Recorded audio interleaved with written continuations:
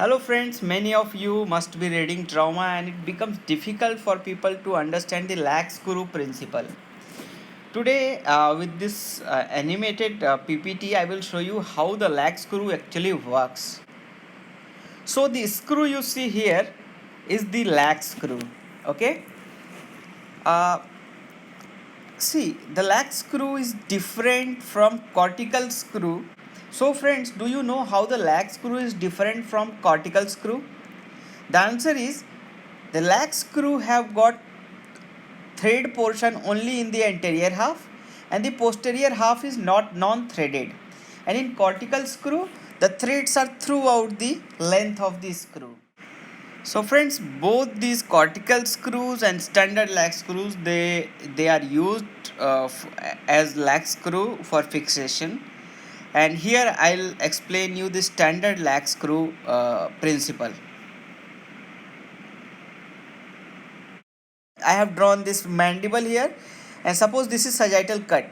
Okay, so in this case in anterior mandible this is a very good option. You can use two lag screws and that gives very nice stability. And in body region they say when there is a oblique fracture, okay, when there is a sagittal oblique fracture then they use lag screw. I have personally used it in this anterior mandible and I'll post a link of my paper also where I have. So guys, in this you can see the anterior half of the screw is threaded and posterior half of the screw is not threaded. And the diameter of posterior half is 1.5 mm and the anterior half is 2 mm. Okay. So now if you make a drill hole using 1.5 mm of drill bit, okay, what will happen? This portion will actually only glide through that hole. Okay, it will not engage the hole and the anterior portion will actually engage the hole.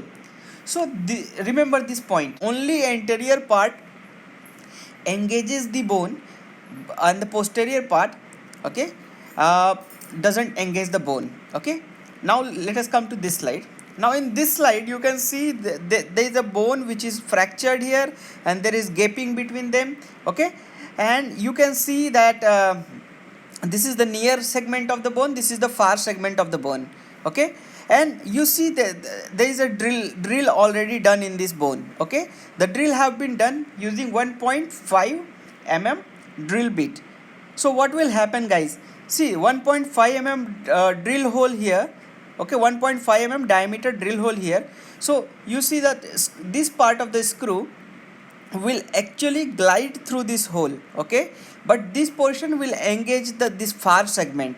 Okay, as you keep on tightening the screw, the far segment will actually engage this bone and go ahead in this direction, and the bone this far segment of the bone actually will get near to the near segment, and this portion will actually only glide through this portion. Okay, so one more thing friends, here you see this portion which I have made, there is a space for the head of the screw to sit on here. So this process is actually called countersinking. It is done with a big round bar and this portion will be drilled using a drill bit, 1.5 mm drill bit. Only single drill bit is enough for standard lag screws. For cortical screws you need to actually use two screws. Okay, so today I'm not discussing the cortical screws. Here you can see the lag screws, and now let us I'll demonstrate you how it works. So guys, see how when the screw reaches to that position and you start tightening the screw, as soon as you start tightening the screw, this bone starts moving close to this.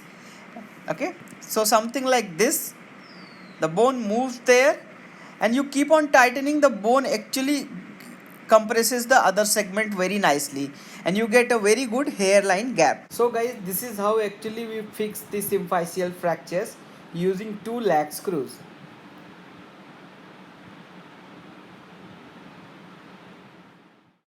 So that's it about lag screw guys. Stay tuned. Do let me know if you have any other issues, any difficult thing you are not able to visualize, understand at all.